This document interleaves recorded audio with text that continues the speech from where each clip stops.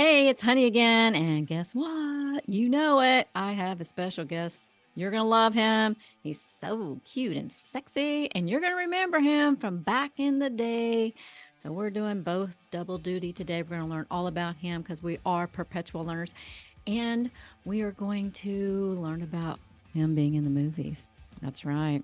This is another actor, and you're going to love him because he is a hot, sexy man. All right, ladies, are y'all prepared?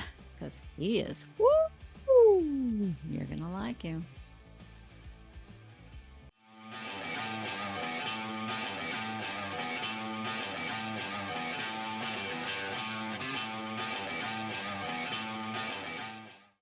Hey, it's Honey Gregory. Welcome back to my channel, Perpetual Learning, where we are always learning, because if you're not learning, you're dying. And you know me, don't want to die, right? Okay, so today I have the most awesome, sexy, handsome man guest. Woo!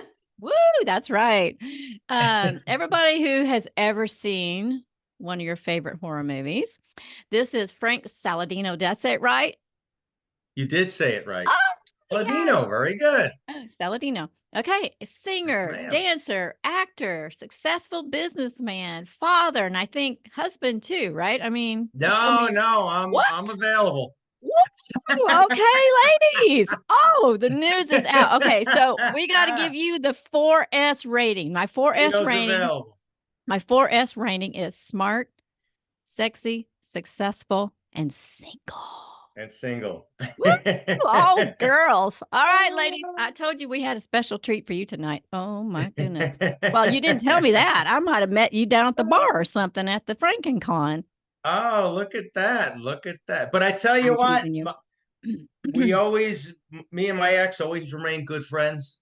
We're always civil. We never had this crazy divorce. It was a mediator. I'm like, oh, you're okay. I'm okay. We're good with all that. And we stayed very civil and very good friends, raised a beautiful police officer Aw. son. And you got Aw. to stay friends. You know, Yeah, you do. my father said, Frankie, when the mother gets sick, the kids get sick. Yeah. So always make sure you take care of the mother.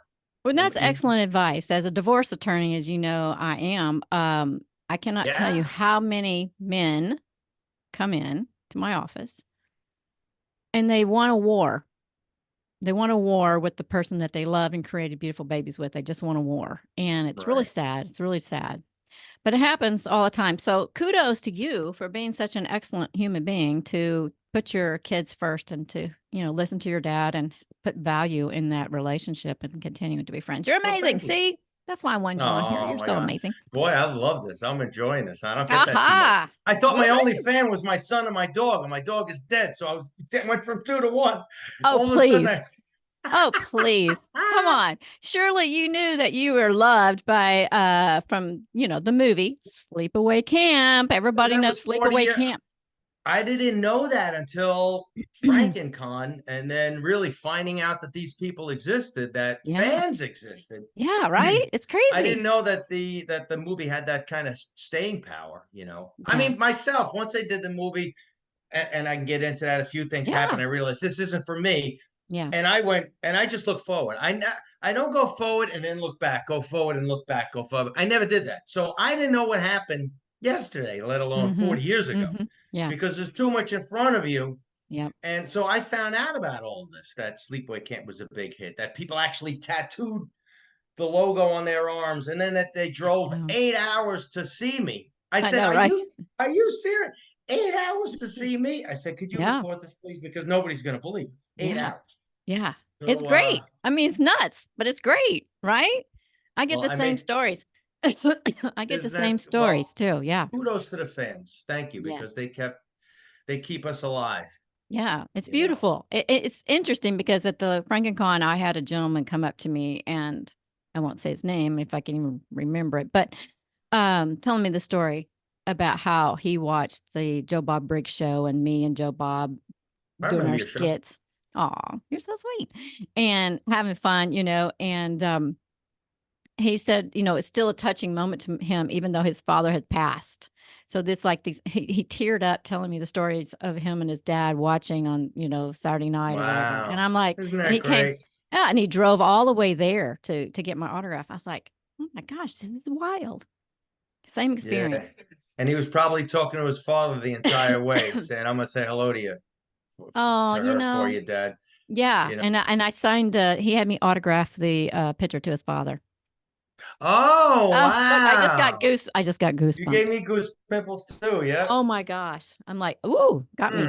Mm. So Yep. Yep. Me you were too. so let's back up for just a second. Now, what's this about? Rapping and singing and dancing and to add to all Well, I'll your tell you amazing accomplishments. that I owe to my brother Matty, and I'll just start real quick with how the acting started. By the way, because then it kind of transitioned into this entertainment thing. But Mhm. the brief history is we come from an electrical background. Mhm. Local 3 IBEW union Mhm. members, electricians. Mhm. So we started there. My grandfather, uncles, that's how we started. But my father also was a singing guitar player. So I Mm. learned guitar at a very early age. I have I have guitars Wow. all over. Sometimes with Wow. business, I'll get a headache. I go, everybody sucks. Hold on, I need a timeout. And then I'll just, Yeah. Aw. just Get a need little positive vibrations running through your body. to vent a little bit. Yeah. Nobody Yeah. wants to hear me, so I figured I just play. So with that growing up, my father was singing guitar player and electrician. My mother was a graphic designer, but also clarinet player and piano player. I So heard it she was was a always, beauty queen. What is this? She was a beauty queen oh and yeah, model yeah, and yeah, yeah, actress. yeah. Wow. She was Miss Niagara. Yeah, that's true. That's Yeah, amazing. came in like Miss New York. She was very, Wow. very beautiful. Wow. And my father, they were like movie stars, both of them. Wow. And they met in a nightclub in like 1957 Oh my when he was goodness. entertaining. She walked in, and she came from Niagara Falls. And my father said, "I'm going to marry that girl." That's what he said. He didn't even know her. He Whoa. just said, I "I'm just going to got marry that goosebumps girl." again. Stop it. Yeah. So she was So like a cool. hick because the whole family, we're all 100% Sicilian. But my Hmm. father's side went from Sicily to Brooklyn to the Isle of Brooklyn. But my Oh. mother's side went from Sicily to Baton Rouge, Louisiana, and Oh, Mississippi. okay. So my grandfather was born in New Orleans. Wow. So half the family were like rebels and Union. It's like half and half, you know. That's how I grew up. That's all right. So so my mother got me into the like modeling years ago, and because that was her kind of gig. Right. And then with we were always playing guitar and entertaining. But I had a manager, a lovely, lovely woman, Betty Geffen, Mm. and her daughter, a lovely woman also, Joanne Geffen, uh, is out in Hollywood. She's a lovely woman. So Betty became a manager, and I used to go for these to try to get all these parts. I think I was a teenager, Hmm. and And a so at the very hot, time I sexy was, teenager. oh, with the half shirt, right? Oh Ah, my well, gosh. okay. Well, I mean, we all have to see. All right, ladies, we all got to see the crop top. Okay. Oh my gosh. Oh my gosh, Yeah, is right. well, You were wow. so cute. Yeah. Oh, I got the vapors. Woo. That's I can that's see the why sort you of would get thing. into acting and modeling. Oh my I'm from the gosh. South, honey. I'm from Oh, Texas. I there you know all go. about. I'm a Southern girl. Okay. I'm There up you here in go. Yankee Town, but not for That's long. true. Not for long. Yeah. Well, it's big country. Yeah. So I used to lifeguard, and I would take off and then Mm. hit the road, and I would tell the other lifeguards. I think I was 19. I lifeguarded for like 5 years, like 17, 18, 19, 20, 21. And and you're only allowed a half an hour on the lifeguard stand because Mm. otherwise your eyes start, you can't watch people for more than a half an hour. So by law, you're supposed to get down. Another lifeguard gets up. So I told the other lifeguards, I said, listen, I got to go for this audition. I'll come back and I'll do everybody's turn, but you got to take my turn because I'm not going to be here. So I'd Mm. have my swim trunks on. I'd sneak out of the kitchen, out of and I would run, good half a mile to the subway and take that into Manhattan. And then I auditioned for sleepaway camp. So I did that a few times. And then Wow. would come back in. I would sneak in through the kitchen, take my pants off. My swim trunks were already on. I would get back on a lifeguard stand, but I would do like 3 hours. Oh So I gosh. had these mirror glasses on, and I Oh would my just be God. like, Oh my goodness so I figured gracious. if somebody's drowning, somebody's going to be screaming, let me know one way or the other. Oh my So, gosh. so I had to do that. And so I got the part. Sleepaway Camp was great. Had a lot of fun. And but I did the first turnaround. If you could see this first. So Mm, this was the first movie that right. I was in. Nice. And this was with Vincent D'Onofrio. Madonna tried out for this before she was Madonna. She Oh didn't my make goodness. it. And then we went to Sleepaway Camp. Yep. And that's from when I met you at Frankenton Right. over Right. here. Awesome. But just to kind of go through the story quickly, and then we did the then we did Sleepaway Camp. And there was a point in time where, now if you read Jeff Hayes's book, hold on a second, Okay. which is phenomenal. Oh, And okay. great cover. That is nice.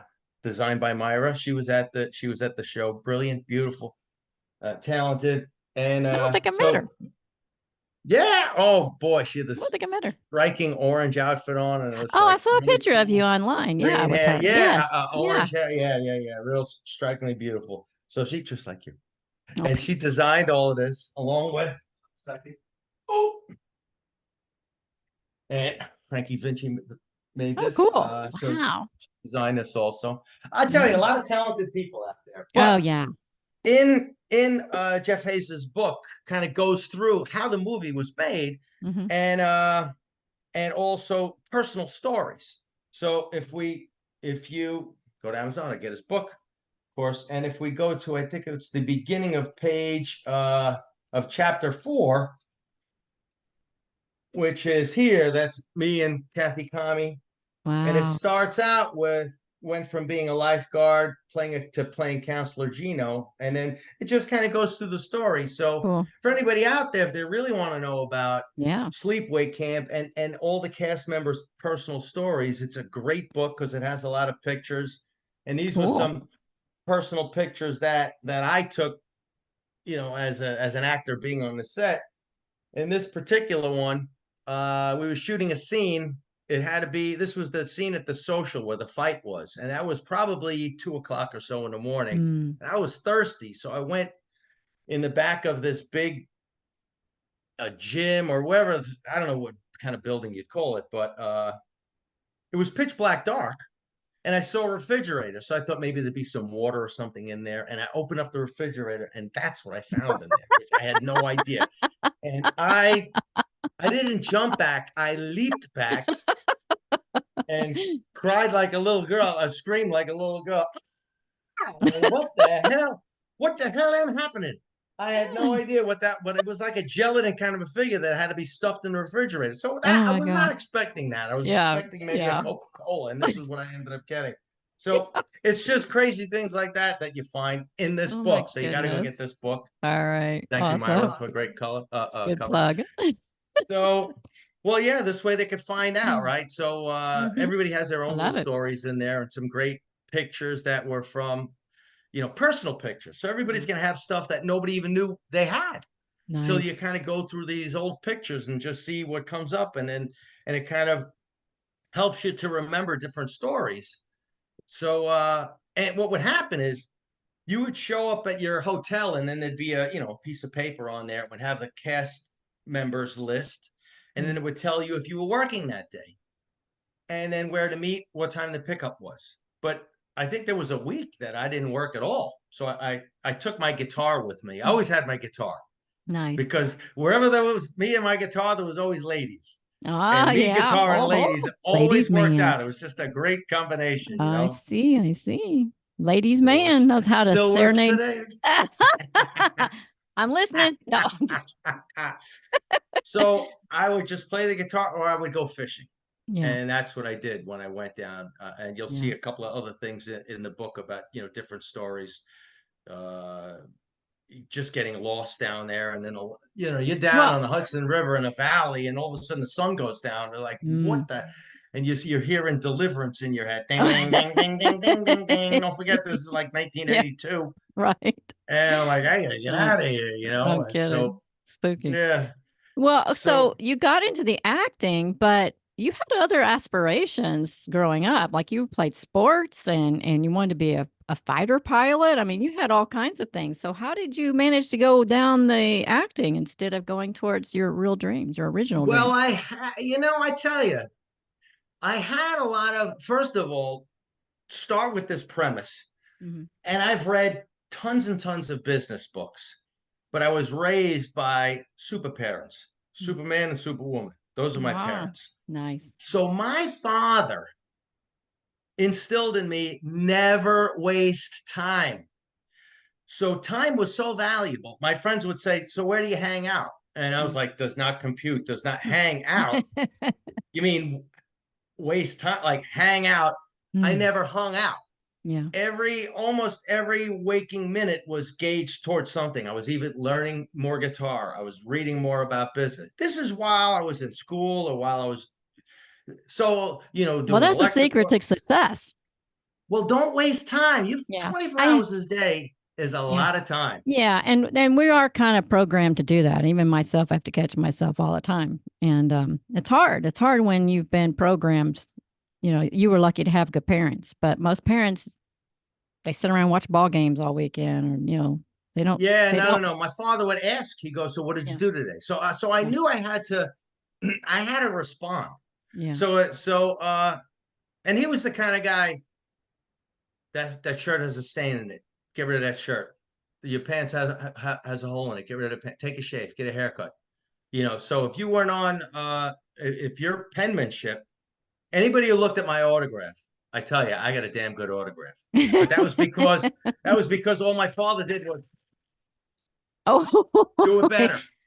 that's You know, nice. So he's a or what? You got perfectionist. a B plus? Study harder. So when you grew up like that, I'm like, all right, I guess. So I Woo, that's didn't. some I high just expectations. that's what it Yeah, was. But I yeah. tell you what, it. My father Paid said, off. "Did anybody go to jail? Is anybody a drug addict? Is there everybody's a high achiever?" So Yep, what I did worked out, right? You got to go with exactly, the exactly. results. Yeah. So in high school, I you start to, and again, it's parenting Yep, because you're a kid, you don't know. But yep. my father would take me to school and would say, "Frankie, you ever think about what you want to be?" And then I would go over a few things, and they said, "You know what? Let's start working backwards, and Mhm, let's figure out what kind of." And I tell this to my son. I mean, I mhm. just kind of pass it on to my son. What kind of life do you see yourself having? Because Right. everybody wants to feel empowered. Yep. Everybody wants to be in control. Mhm, That's fair. mhm, But then you got to pay the piper. mhm, So he would say, how do you see your lifestyle? Where do you mhm. want to? Let's start with where do you want to live? Yeah. So we would drive around and we'd try to drive in areas that we were middle class, by the Mhm, way, middle mhm. class. But it doesn't mean you have to think middle class, and Exactly. that's a hard thing to Yep. get out of, by the way. Yes. Yeah. And It's even that. like my father, as talented as ambitious as he wasn't a businessman. Mhm, He was an electrician, but he was also a singing guitar player and developed talents that way. mhm. His sister married a corporate attorney. That's where I got my business influence from, Ah, okay, because okay. his son is my first cousin, Mhm. and he was in college at 16, Oh, wow. Mhm. multimillionaire by 23. So I had one leg always in blue collar, one leg always in white collar, because I got to see it firsthand. He was my best cousin. So I Mhm. used to see, wow, look at these new cars and look at this money that you have. And Yeah. meanwhile, I'm going to work. So I got to see two different things. But Yeah. prior to that, I always wanted to be a pilot. Mhm. And to become a fighter pilot, you had to go to the Air Force Academy. Right. So you can't just get into the Air Force Academy. You need a congressional nomination to get Oh, into really? it. You Oh, can't just wow. apply. Oh, wow. So, so I had to work really, really hard, and I got very, very high grades, Mhm. and and that caught the attention of my congressman, who I had to apply to him, see if I can help him, but he had to he had to endorse me. to get on the application. You can't just fill out an application. Oh, So man. I got into the Air Force Academy. Wow. But right when I got into the Air Force Academy, I got the movies. Oh, no. So this is what happens. Yeah. I got the first turn on because this was the summertime. Mm-hmm. And then 2 weeks later, I got Sleepaway Camp, which Oh, got me into wow. Screen Actors Guild. So Wow. it was the crisscross of these converging career paths. And I'm saying, fighter pilot is so exciting. That's all I ever wanted to do was be a Yeah. fight to go, Mach 1, and that's 700 miles an hour, by the way. So Well, a my little bit more dad was fast. Air Force. My dad was Air Force for 33 years. So I'm an Air Force brat. I used to hang out at the base. Oh, wow. Look at that. Okay. Well, okay. Yeah. So we Yeah. kind of share the same heart there a Yeah. little bit. I love it. I almost went in myself a couple times.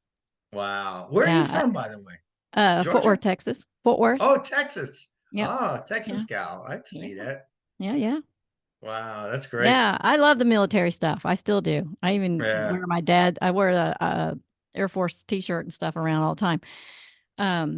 Yeah, I thought about it too. My daughter almost she wanted to be a pilot for a long time, and she was in the what is that? Uh ROTC? CAP. She was in CAP. What's CAP?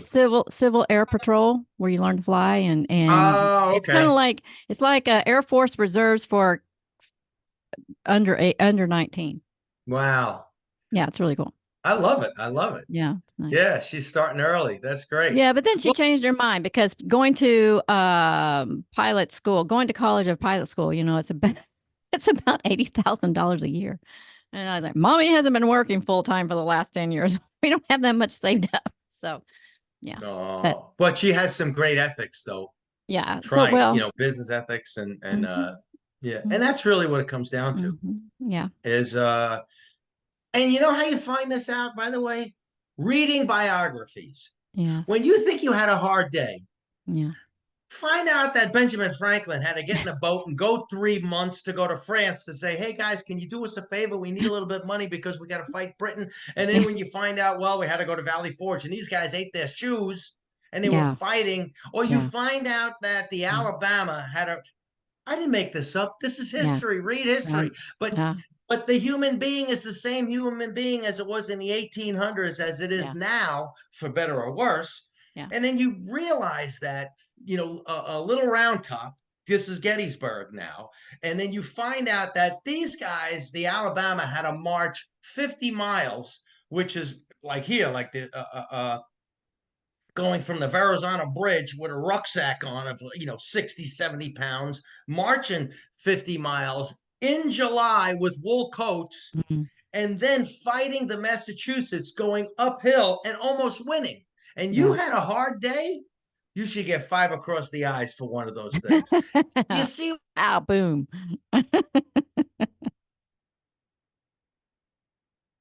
Uh-oh. Did the internet cut out? Are you there?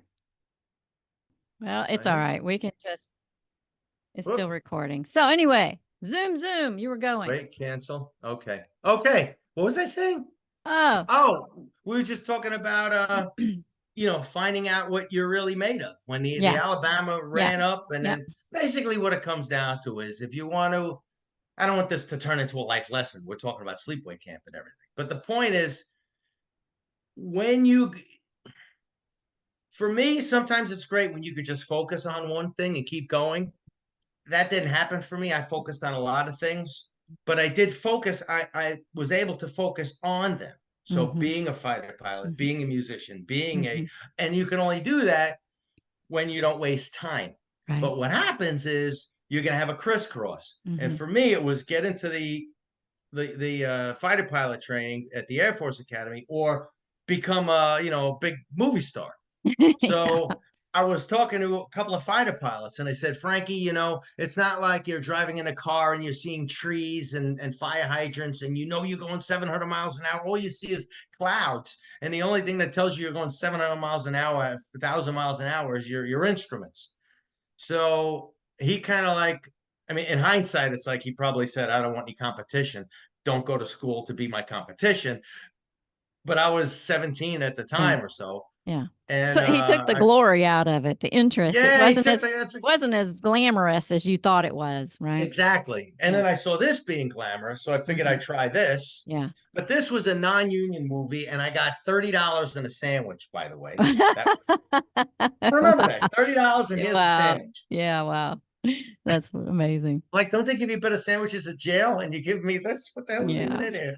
One of And those then I did low this, which budget. was a union movie. Yeah. So that got me into Screen Actors Guild, which I have consistently paid since 1982 Oh, wow. and never let that lapse because Yeah, it was just too important. I was in the guild too for a while, but I, somehow I lost touch. When I started college and I spent 10 years in college, I spaced on it, and I don't think I Yeah. ever kept up with it. But Well, the plan was but maybe one day to go back.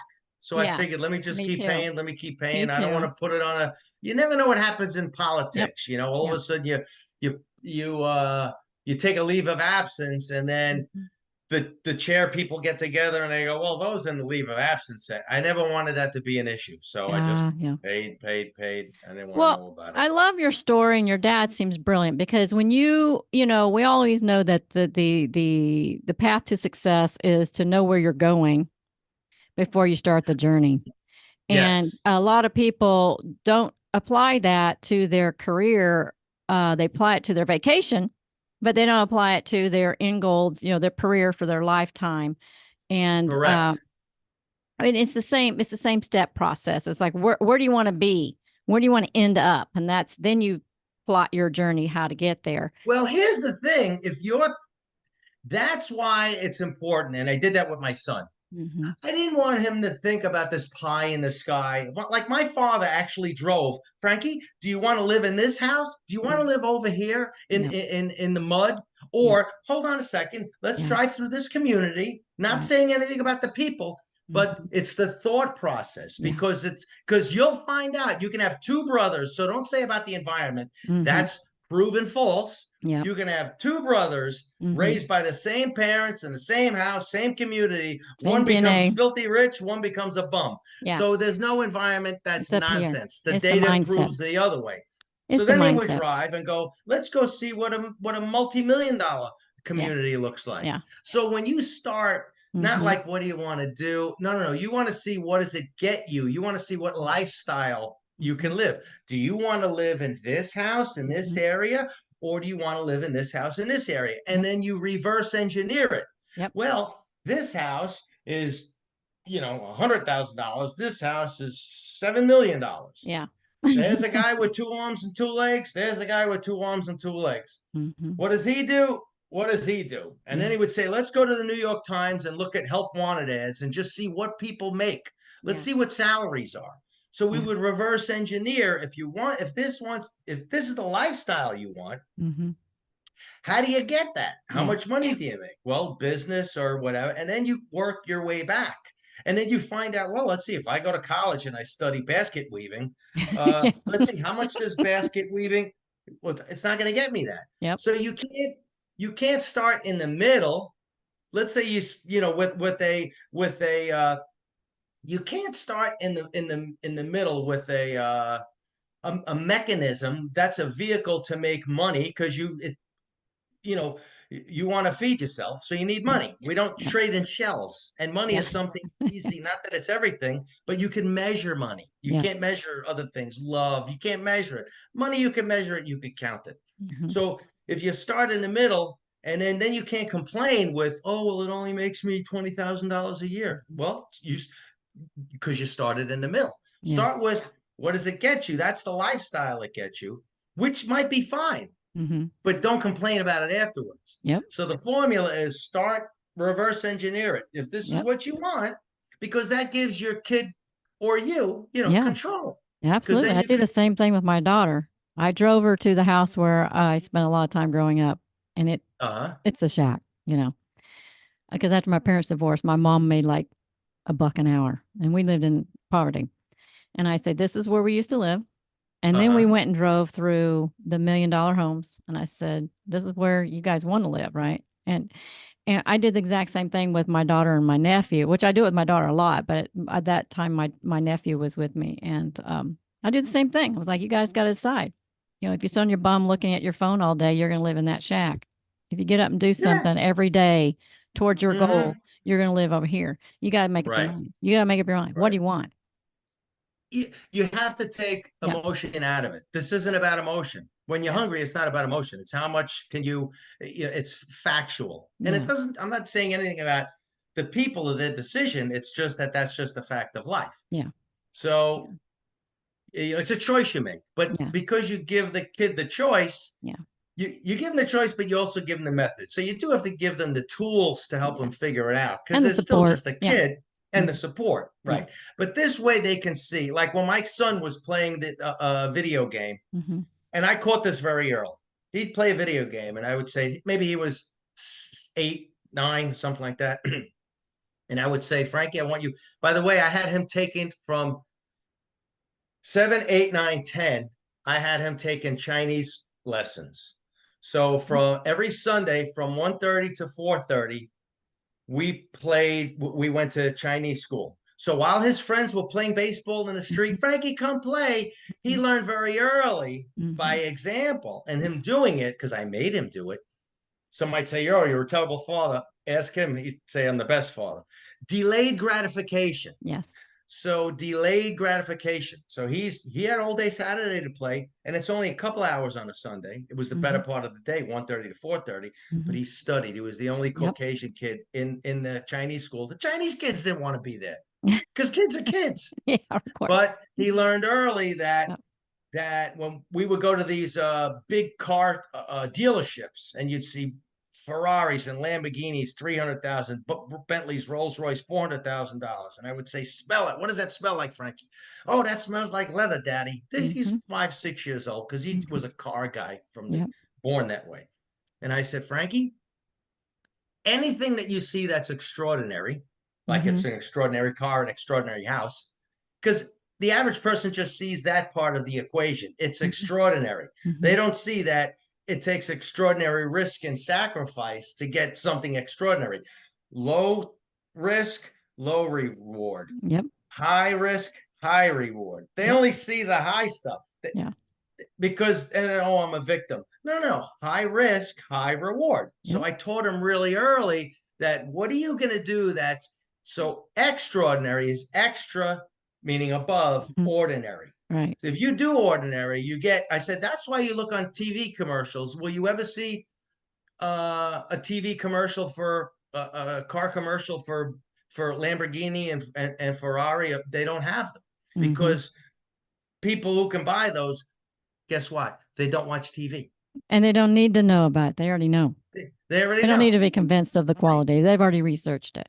Yeah. Yeah. Yeah. So you just look, and it's really right in front of your face. If you're not seeing it, why? Because rich people aren't watching it. Yeah. So why am I watching TV? If Yeah. you want Well, to be that person, yeah. then what am I doing? What am I doing wrong with my time if I'm sitting Yeah. here and doing this, So Poor people are programmed to enjoy lack. To correct. focus And on lack and enjoy lack. it just brings more lack. Brings more lack. What they focus on is what they get. Well, Yes.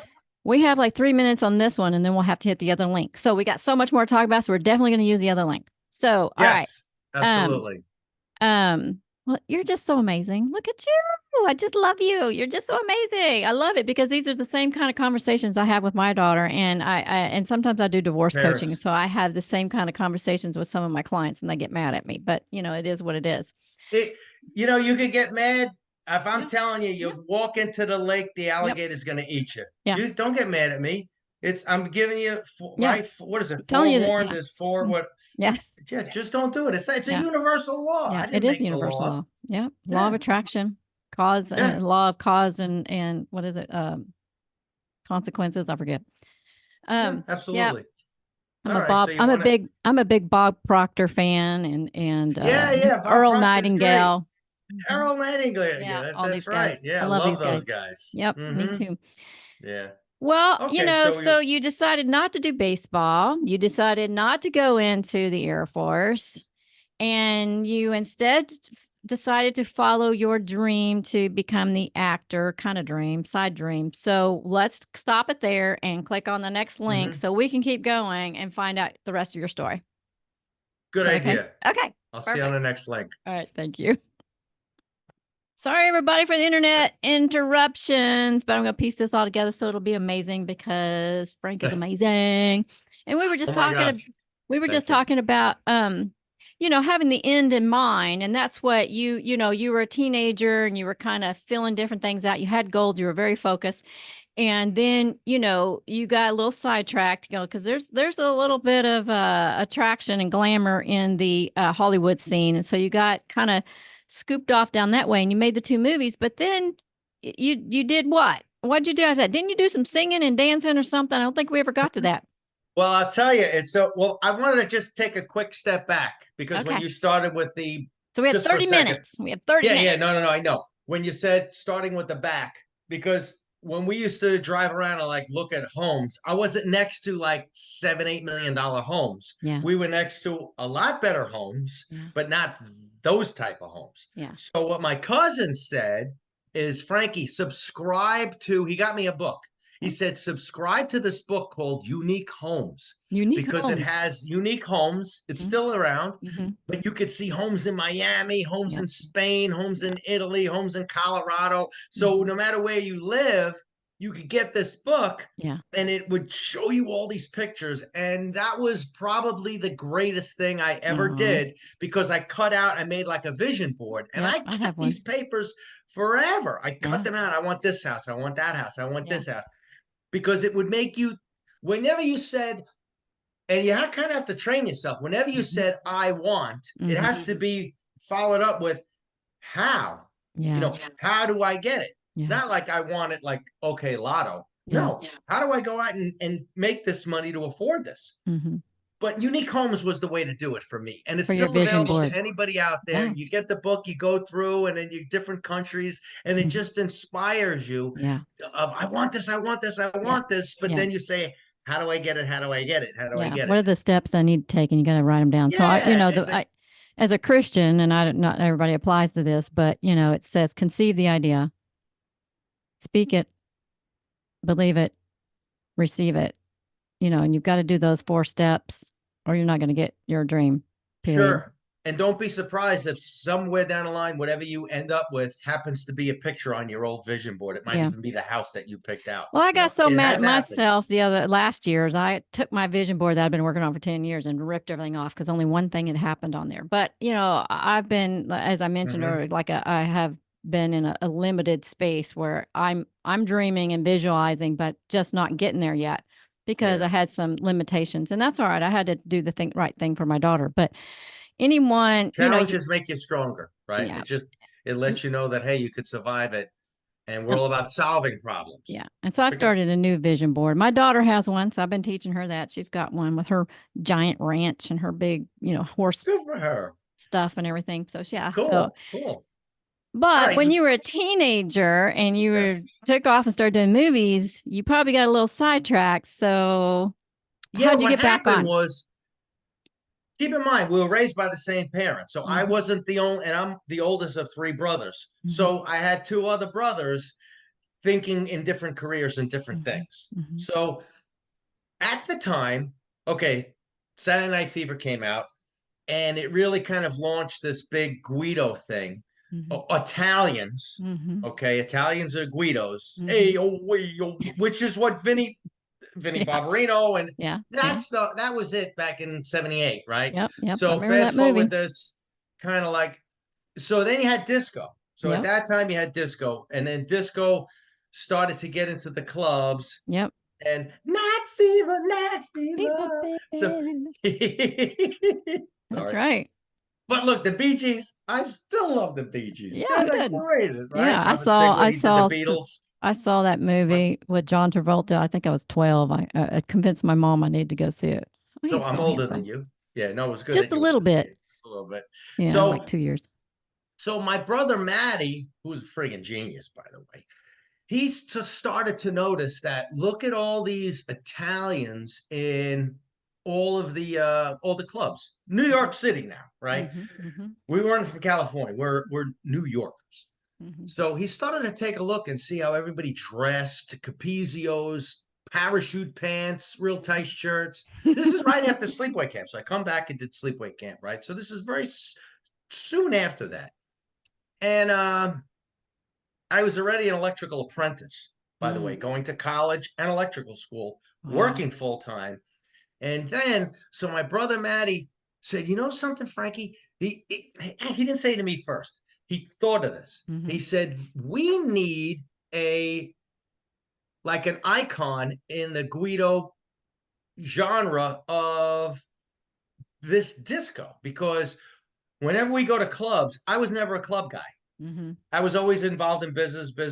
I never went out. I never hung out. But my brother would go and hang out with his friends. But because he was smart, he was very aware of who was coming and going and what they dressed like. And we noticed a couple of things. There were a lot of Italians, and any Jews wanted to be Italian.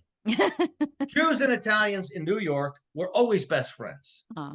Ask a Jew, who's your best friend? An Italian. Ask an Italian, who's your best friend? A Jew. Just works out that way. Not Jews and Italians in other states, specific to New York. Don't know why, but that's what it is. I grew up there, and that's how I know. Yeah. So immigrants. Pardon me? Immigrants fighting the system, Yeah. Yeah. Well, in the Isle of Brooklyn.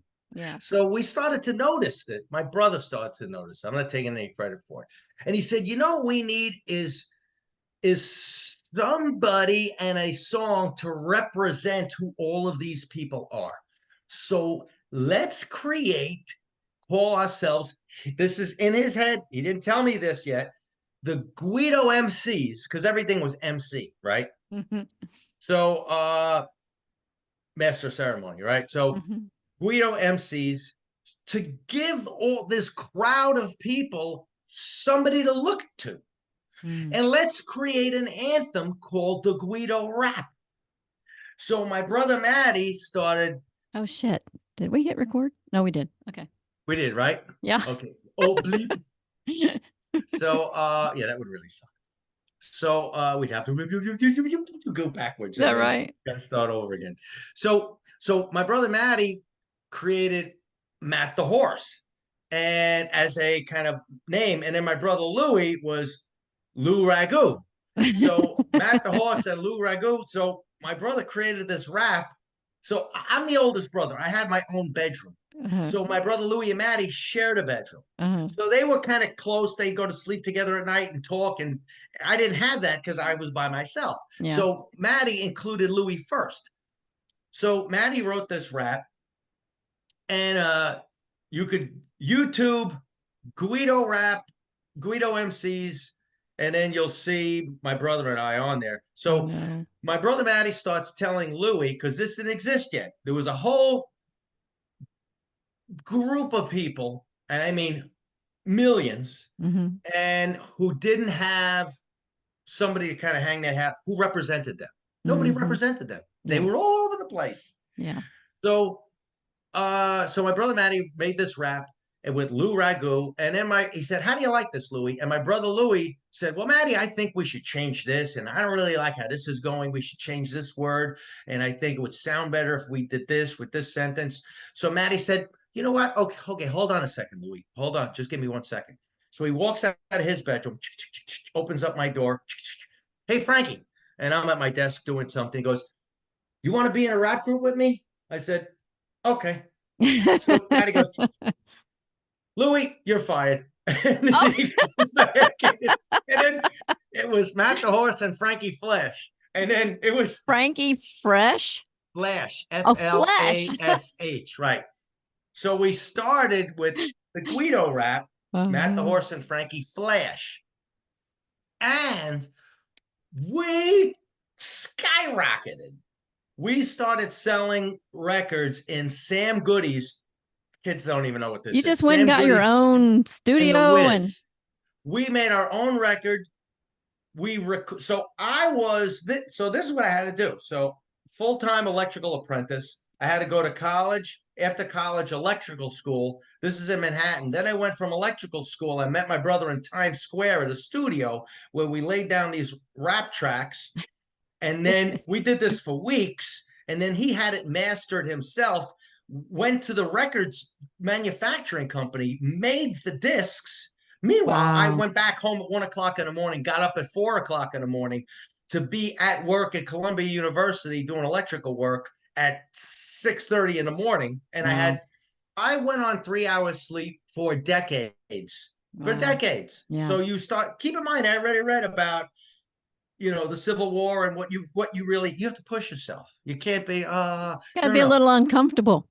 You have to, not only do you have to be uncomfortable, that has to be your world. If Yeah. that's not your world, you're Yeah. not growing. That's the way it was So when I was in college because I didn't sleep except during breaks. When we had breaks, there I'd you sleep. go. I'd sleep. That's what breaks for. Right. Yeah. Right. You get to sleep twice a year. Yeah. Right. Christmas break and spring break. I Those are was your 2 years you I get to. was up till 3 or 4 in the morning doing homework and then get up to get my daughter off to school by 5:30 every morning.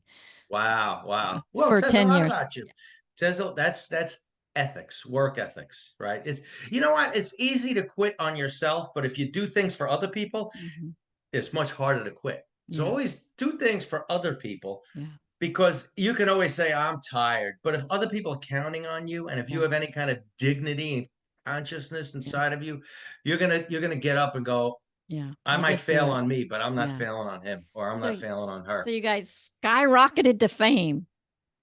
I tell you, it was incredible. Wow. We would get Crazy. picked up by limousines. There was no Uber back in 1984, Well, yeah. 85. We became the first white rap group in history. The Wow. Beastie Boys still had instruments. So they were Uh-huh. still like a rock group. They didn't ditch the instruments and do rap. We were the first white rap group in history. Wow. And there was a Harvard paper that came out about us. That's crazy. It's funny how people find out about you and then it was a thesis that somebody did to get Right. their graduate degree in Right. Harvard. And it was about us That's breaking crazy. into as underground music. Uh, by the way, Valicia was Uh-huh. part of all this. She's lovely, lovely. God bless that woman. Yes. She Yes. knows all about this. She's so Oh, smart. She's got the yes. disco, the DJ thing going. I love her. Yes. So she knows about all of this because Yes. she's in with like all the underground stuff. Mhm. But that's where the best stuff starts. So we started underground, and all of a sudden, before you know it, we were on the radio. And so we would play twice a week, on a Tuesday night and then a Thursday night. And we would show up with a limousine, and there were lines around the block. Keep in mind, I had to go to work in the morning. So Wow. and two schools afterwards. So if we were supposed to go on at 10 o'clock, and the line was out the block, around the block, we didn't go on at 10 o'clock because everybody had to pay to get Yeah. in and then buy a couple of drinks. So we would go on at midnight, sometimes 1 o'clock in the morning, until everybody got in. Meanwhile, I got to get up at 4. I can't tell you how many times I never went to sleep. I got home, showered, and then went to work. Wow. So what happened was the Guido rap, which we did the Guido rap, and then Bensonhurst 86th Street.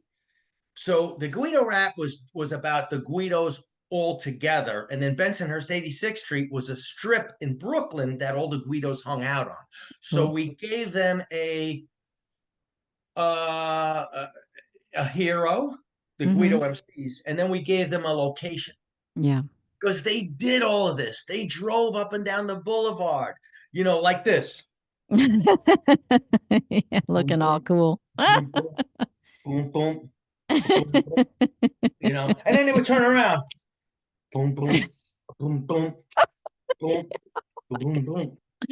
Saturday And night that's on the drag. that's what they would do. Hop in, honey. Yeah. So we didn't know this. Now, true story, right? That's So funny. my brother tells me, and I love when we find out about things that we like, these wonderful surprises, like Sleepaway Camp Yeah. fans. I didn't know Sleepaway Camp became anything. Yeah. And now there's fans that drive 8 hours to see me. Crazy, right? So Cool. I made sure, if you're going to take a picture, I made sure to wear my best outfit, sign real nice, Mhm. because if you're going to give the respect. If Yeah. it wasn't for fans, Yeah. Listen, And anybody could have got that job. I Anybody could noticed. have been Gino in Sleepaway Camp. So I just thank God. I thank Robert for Yep. making the movie, but Yep. all the fans to perpetuate it. We Yeah. were interchangeable. Yeah. The fans aren't. Robert Right. isn't. The movie isn't. Right. So on the totem pole, we're not up here. We're really down here. Right. Robert's up here.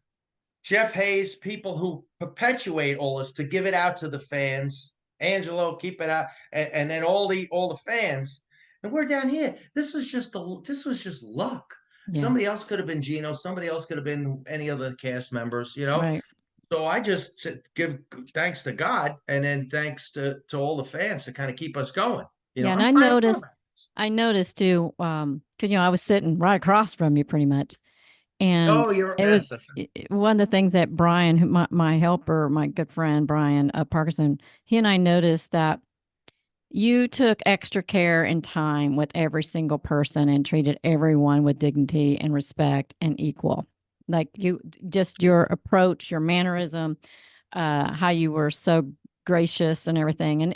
And Thank you for noticing. well, I noticed that kind of stuff, but yeah, it was beautiful because you don't see that all the time with people. Some people are very negative and angry, and they think they're better than their fans and stuff. And it just goes to show. Can't be like that. Yeah, I promised the next. I said, show. listen, I promise I will take the same amount of time. First of all, Yeah. when a fan came up, I said, "How are you? How Yeah. you doing today? You Yeah. okay? Yeah. Where did you come from?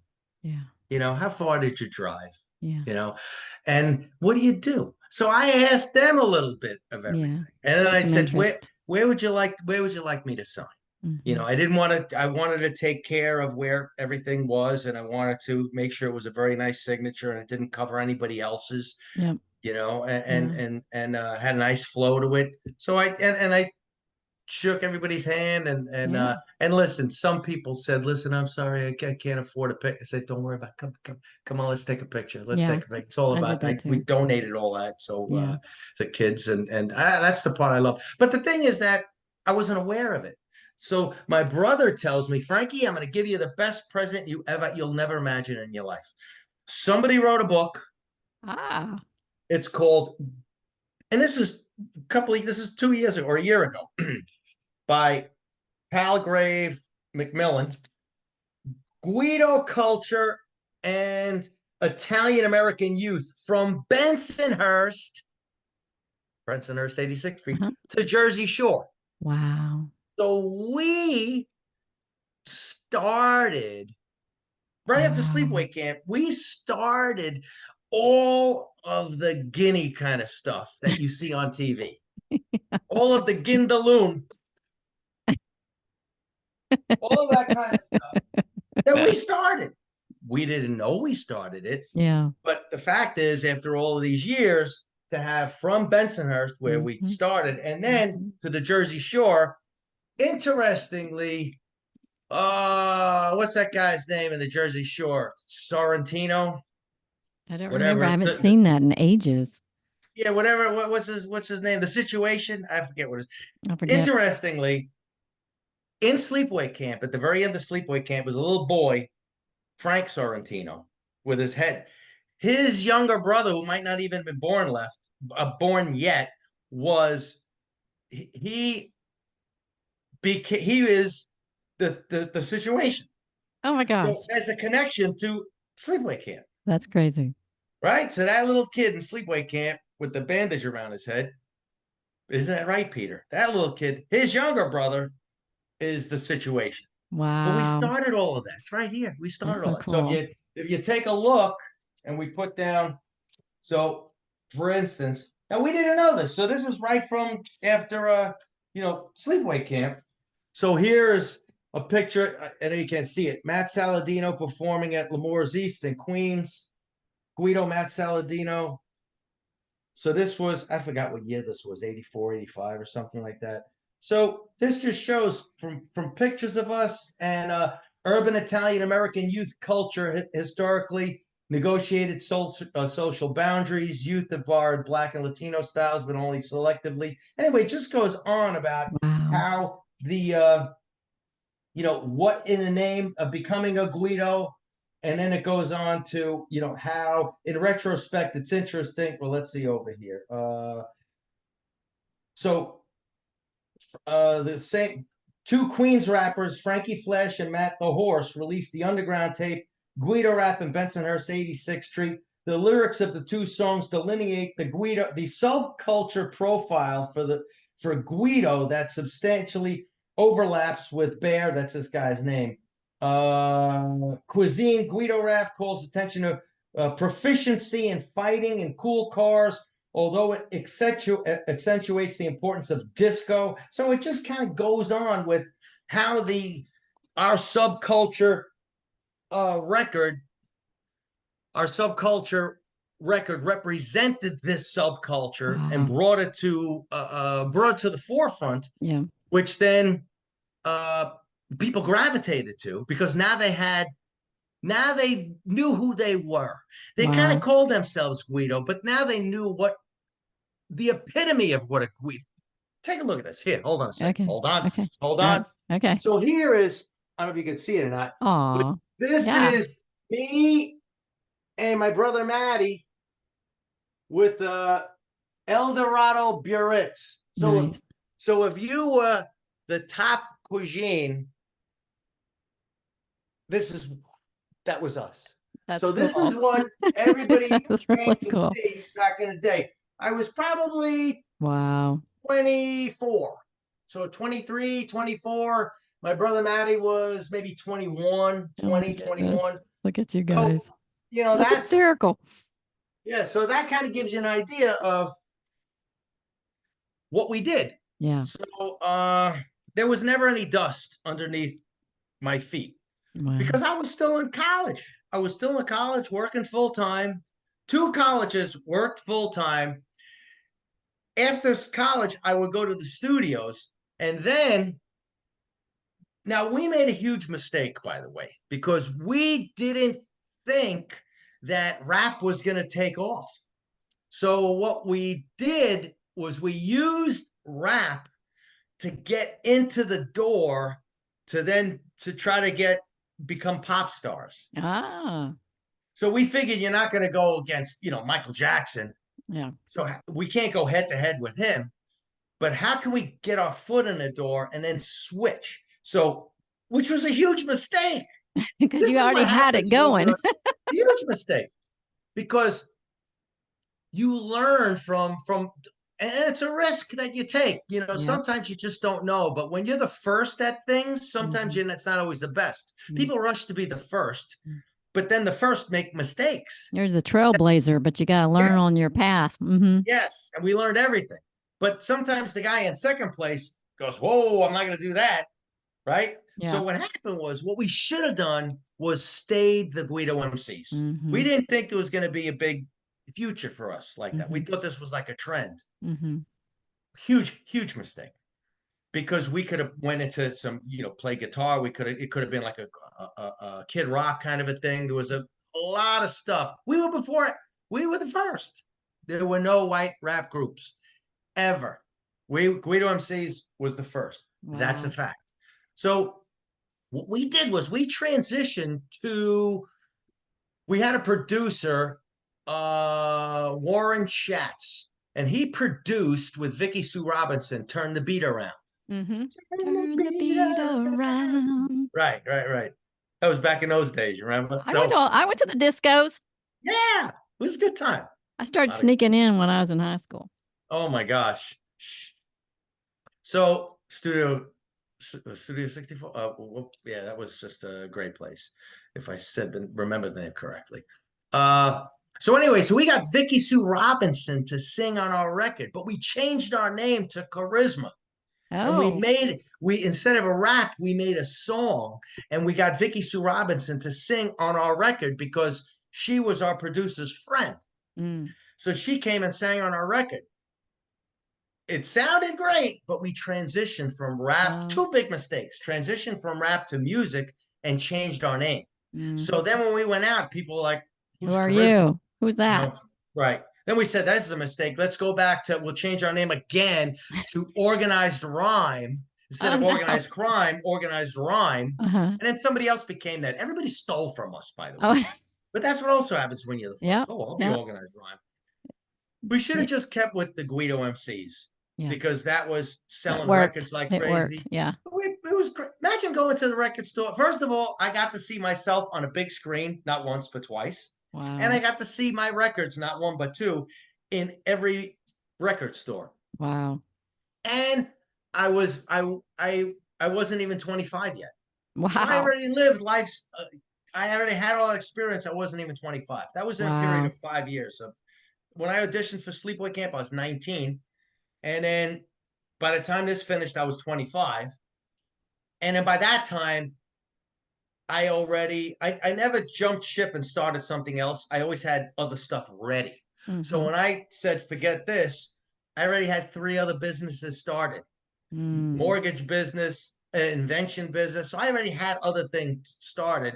See what you can accomplish when you don't hang out and just pick your nose and hang out with your friends? Yeah, I wish I had known Waste of that time. then. I wasted a lot of time dancing and partying at the discos. Well, I I wasn't said, earning any listen, money. I was just woo, woo, woo. okay. But I told my son, I said, everybody's going to make a sacrifice. Either you Mm. sacrifice now or you sacrifice later. Yeah. So you're going to sacrifice. Well, everybody has to sacrifice. Yeah. So you're going to you can have fun now. So I said, delay your gratification now, so you can have fun later in life. Mm-hmm. People have fun now are going to be suffering later in life. Right. So if I'm going to suffer, I'd rather be in good shape where I don't need 8 hours of sleep. I need 2 hours of sleep. I'd rather be in that position because I'll never make it if I have to try to do that older. Yeah. I'm gonna get a Yeah. headache. It's just not gonna look good for me. So I figured, let me do it then. So so that happened with the rap stuff.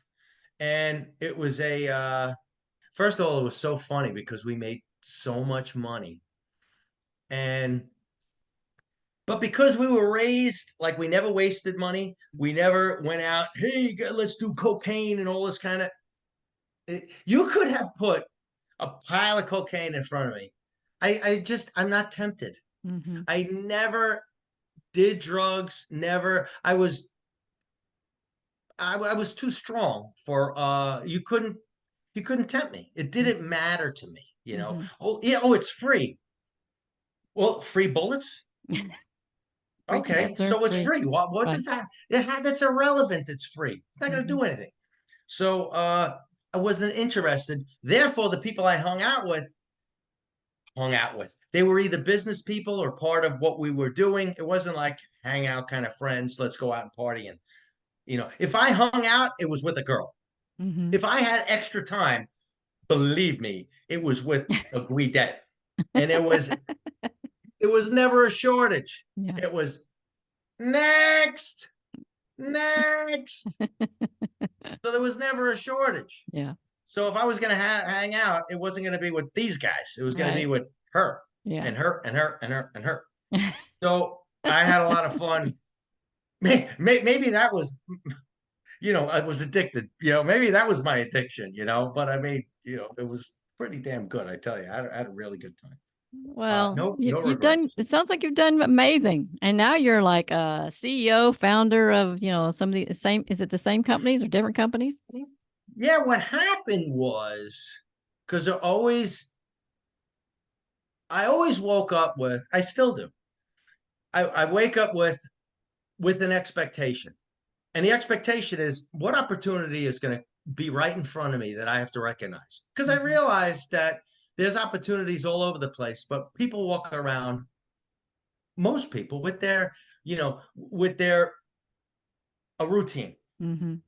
The routine is I get up in the morning, I'm going to go to work, I'm going to come home from work, open a beer, Mm-hmm. watch TV, pet the dog, Mm-hmm. go to sleep, wake up in the morning. Like drones. I Mm-hmm. would stick a gun in my mouth and say, just kill me. Yeah, Like just get that's it. torture. Please. It's just too much of the same Right. every That's day. that's Mm-hmm. that's torture. I would much Yeah. rather be.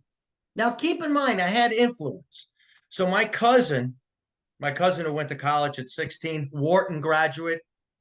I mean, just a genius. He would say, Frankie, what would you rather like? Would you rather like the security of a salary and the check every week to say that I know I'm going to get this check every week. I know it's the same check, the same money.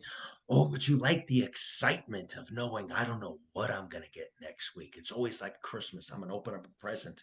It could be $50,000. It could be $10,000. It could be $5,000. Whatever it is, it's something different. Mm-hmm. And so to kind of jump on board with that was a little. Fortunately, I learned this very early because we had these conversations, Mm-hmm. and I'm like, I don't know, I kind of like the idea of a regular pay salary, and this way I know it's going to be there. Is, all right, how am I going to pay the bill? Yeah. So how am I going to eat? So, but he got me to think because he's my cousin. I got to see it, the Porsche that he had, or the $1 million house, Yeah. back in 1980. Yeah. He was making $80,000 at 17 years old, 18. Like who? Wow. And this is back in 1978. He Mm-hmm. had $85,000 in 1978 out of college working as an actuary working for Mobil Oil in Saudi Arabia.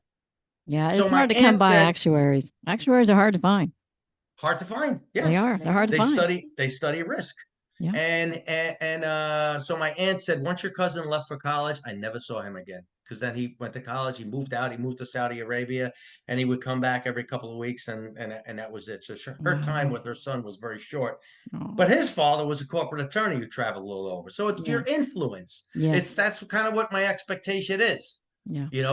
for him. So I'm the oldest of my brothers. So if I had to relate to somebody older and close to me, it was my cousin. Yeah. He wasn't my brother, he was my cousin, but we were raised like brothers, and he was Right. like 5 years older than me. So I got to see that what he says is true, Yeah. not like what I read in a book. Like he got to tell me, Yeah. you know. For real. So Like you saw the actual results of doing these certain yeah, and things. if he Yeah. failed, he didn't die. He just got up and tried it again. I kind of signed on to his let it be a surprise, in sales, selling stuff in business, and Mm-hmm. not knowing what you're going to get. The trade off is you work 7 days a week wherever you are in the world. Yeah. But you get to learn that there's no shortage of money. There Mm-hmm. never has been. No It's just scarcity. people. You go to the beach, people go with spoons and they pick the water up. There's no such thing. If I have more, you have less. Mm-hmm. But poor people are trained that way. Mm-hmm. It's not my fault I have less. It's because he has more. Mm-hmm. No, there's an ocean full. You come with a spoon, I'm coming with buckets. Yep. There's the buckets. Mm-hmm. You could come with buckets from now till doomsday. You could never spend the money that you could get there right now. But Yeah. they're not taught that. Yeah. So they're looking in a different area. They don't look behind the curtain. And Yep. schools don't teach them that No, because they they kind of don't. want you to be weak. They Yeah. want you to be weak. They want you to be dependent. They want to give you a fish. They don't want to Yep. feed you. They don't want to teach you to fish Yep. to feed you for a lifetime. They want to give you a fish and feed you for the day. Right. So, and my cousin called that the golden handcuffs. Oh, I like Because that. now they're golden because it's a great salary, Yeah. but they got your freedom, Yeah. right? Yeah. So again, the extraordinary success comes with the extraordinary risk. Yep. Sure, you have the freedom to fail too, Yep. but the thing is, you get up and you do it again. So Exactly. so anyway, yeah. So I started this, which is, you can see it. So Billy Mays.